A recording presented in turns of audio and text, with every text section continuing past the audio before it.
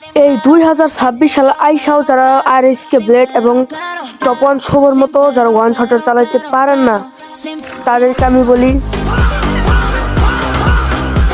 হ্যাঁ বুঝছেন তো যারা যারা এখন ওয়ান শটার চালাইতে পারেন না এবং শিখেনি নাই, তো ওয়ান শটার আপনার কোনো স্পিরিট মানে আপনি এনিমির শরীরে বুলেট লাগাইতে পারেন না, অথবা আপনার স্পিরিট এত কম যে মানে আপনি একটা এনিমির সামনে গেলে একটা শট করার আগে আপনারা মেরা দেয় আরেকটা প্লেয়ার ওয়ান শটার দিয়া।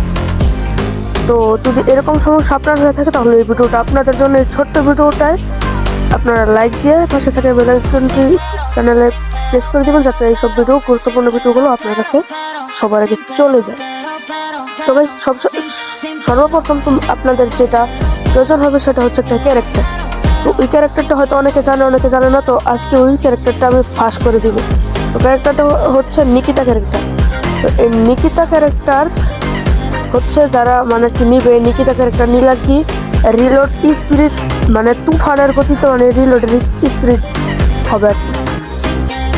তো অনেক তাড়াতাড়ি অনেক স্পিরিটে মানে আর কি এই নিকিতা ক্যারেক্টারটা নিলে আর কি ওয়ান শটের মানে রিলোড করার সাথে সাথে অনেক আর কি স্পিরিট হবে।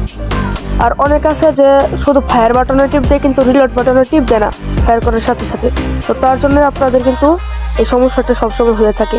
তো আপনারা ফায়ার রিলোড মানে ফায়ার বাটনে ক্লিক করার সাথে সাথে রিলোডে ক্লিক করতে হবে, 1 সেকেন্ডও দেরি করা যাবে না। এরকম করে যদি আপনারা খেলতে পারেন তাহলে অবশ্যই আপনারা মানে কি বড় টুর্নামেন্ট